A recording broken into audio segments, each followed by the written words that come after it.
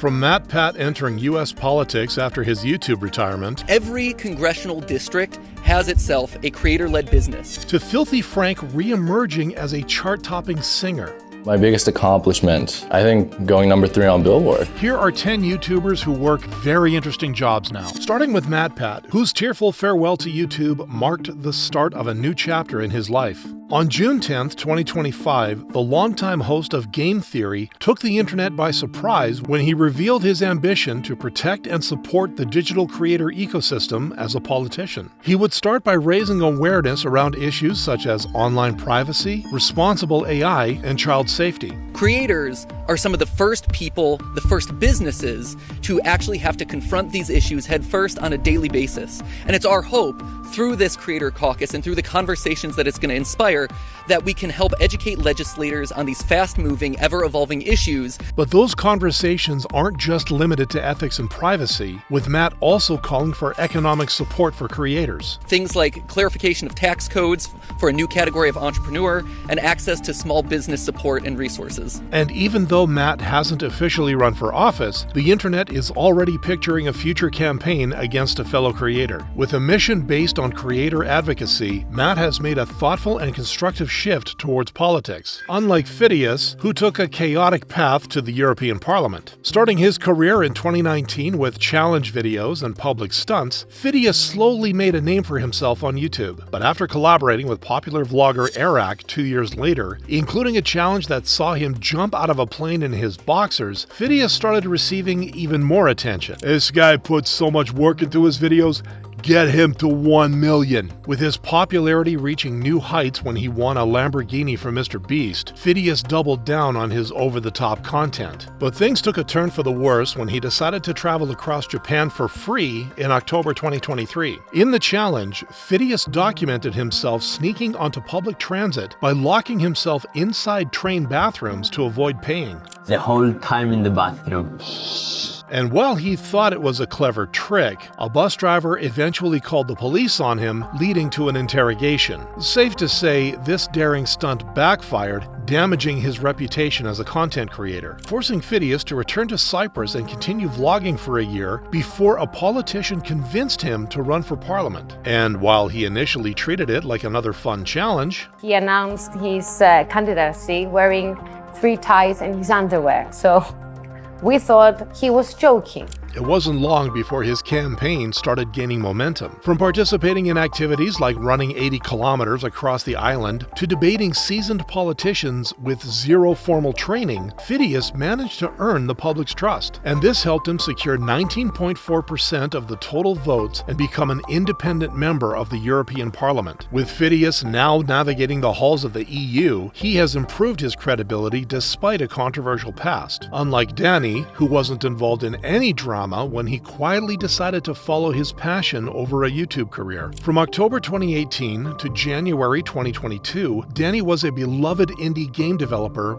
for over 3.5 million subscribers. As his projects gained widespread attention, his videos consistently amassed millions of views and earned him collaborations with prominent names like Mr. Beast. But his popularity would reach its peak in December 2021 when he released Crab Game, a Squid Game parody that was downloaded over 10 million times. Yet, despite this momentum, Dany stopped uploading after this project, hinting at a possible break in his last video. If I update the game, people tell me to stop updating it. If I don't, people tell me to update the game. So for my own mental health and just stress levels, I don't think I will be working much on the game anymore. Initially, this seemed no different from his usual long gaps between uploads, and fans made light of the situation. Dany is like my dad. He gives me 10 minutes of joy and then leaves for 1 year. But with no official updates over the next 2 years, the internet started speculating about his well-being. Eventually, an older clip of Dany talking about Carlson, a 3D game he had been developing since 2020, resurfaced on the internet. The pressure it's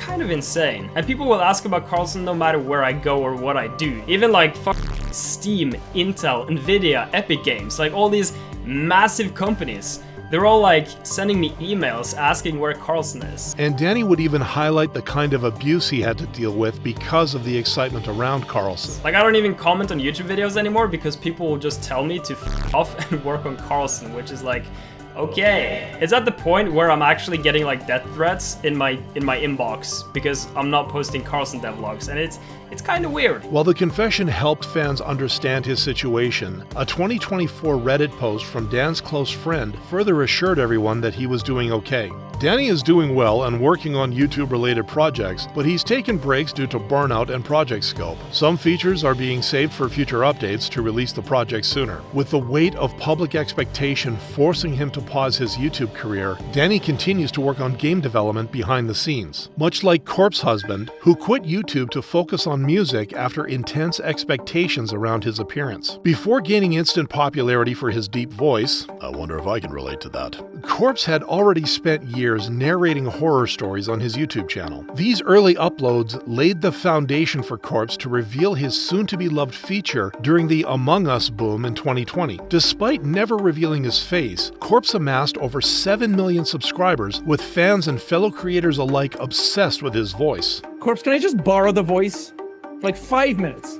What would you do with it? I don't know, like call my dad or something. But while his voice propelled him to online stardom, it also invited speculation over his physical appearance, leading to an alleged doxing incident in 2021, after which his fans rushed to support him. Whether this is him or not, I can say he has a beautiful personality which makes him a beautiful person. Despite the support, Corpse felt the pressure, admitting that he had even more reason to remain faceless now. I feel like I have to be really careful again. I feel like I would be happier in a world where I could be myself openly and not worry about like hiding from everybody. But I do think it's also the best decision for me because I don't think I could handle that many people like judging me at once. Eventually, in November 2021, Corpse would stop uploading on his main channel altogether. Instead, he redirected his creative energy into music, a passion he has been nurturing since the age of 12. Since then, his music channel has grown to over 2.8 million subscribers, especially after collaborations with popular artists like Machine Gun Kelly. And even though his last public activity dates back to October 2023, fans continue to wish him well. I'm really sorry that people are so cruel. You didn't deserve that. No one does. Hope all is well. But while Corpse retreated from YouTube to keep protecting his identity, Belle Delphine exposed even more of herself after quitting the platform. Belle began uploading to YouTube in 2016 with makeup tutorials and room tours, but it wasn't until she leaned into cosplay that her online presence took off, a move that would turn out to be intentional on her part. There's so many cute girls on the internet.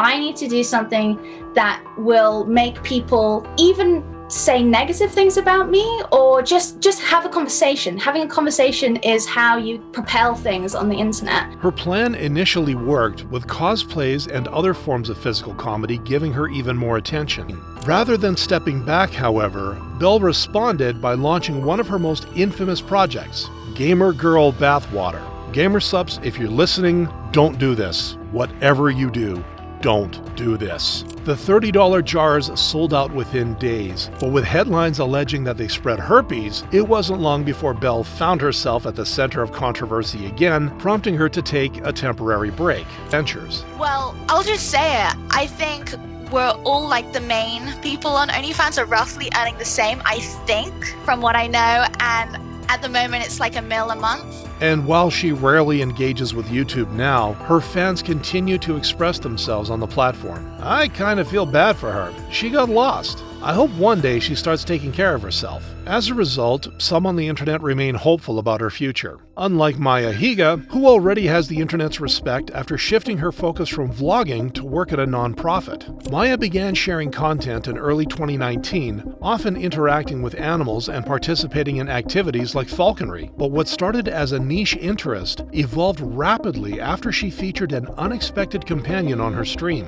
His name is Bean. I didn't name him. He is a juvenile red-tailed hawk. This moment went viral, and Maya's Twitch viewership skyrocketed, casting her into a wider spotlight. To the delight of these new viewers, she would use this fame for a good cause, launching a 21-hour live stream in February 2021 to raise money for her non-profit animal sanctuary. With the stream exceeding expectations by generating over $500,000 in funds, Maya was able to purchase a 15-acre site in Austin, Texas to begin begin working on her passion project. From that point, she shifted her focus to the sanctuary, often live streaming her interactions with the animals and inviting fellow streamers to visit. And while she still posts content on YouTube, it mostly revolves around her work with the sanctuary. I wasn't gonna make this a YouTube video, but then I thought you might like to see it. Today, I will be washing my horse's butt. This is exactly what 1 million people subscribe to see. With Maya having the support of her fans, she's able to dedicate more time to animal conservation. Much like her ex-boyfriend Mizkif, who now focuses on running his own gym. Mizkif first rose to prominence on Twitch and YouTube, ultimately joining the content collective One True King. With his streams earning him over 1 million subscribers and appearances in viral charity events, Mizkif quickly established himself as a popular streamer. But by early 2024, streaming was no longer his sole focus, as he partnered with fellow streamer Nut to unveil the Iron Forge Gym in Austin, Texas. Rather than using the gym as a backdrop for content, Mizkif and Nut positioned it as a serious fitness center for both pro athletes and casual influencers. Along with his own influence, Mizkif would use this approach to hit his membership target during the very first day. I'm very happy with 100 members. On the first day at 4 o'clock, 100 members is pretty nuts. That's as good as I can expect it to be. Leading fans to appreciate this new venture. This is a really good thing that you're doing here. You got the power to make a big impact, which is exactly what Mizkif believed he accomplished a year after opening his gym. What's shown across this first year is that we've created an ecosystem that is not just run by my social media. And that means that the gym now has the potential to continue to grow even without me being here. But while Mizkif is eager to grow his gym's combat sports team, Jake Paul made a combat sport his sole focus after years of vlogging. Even though Jake's YouTube career began at 16 with vlogs and viral challenges, he was soon testing his limits in the boxing world, starting with a first-round TKO win over Deji Olatunji. After transitioning to professional status in January 2020 with a win over fellow YouTuber Anisan Gibb, Jake continued fighting and winning against high-profile opponents, including Nate Robinson, Tyron Woodley, and Anderson Silva. But the real turning point came in November 2024 when Jake faced former undisputed heavyweight champion Mike Tyson. With the bout drawing over 60 million concurrent streams worldwide, Jake not only won by unanimous decision, but also hit the jackpot in the process. I made a lot of money, the most money I've made ever,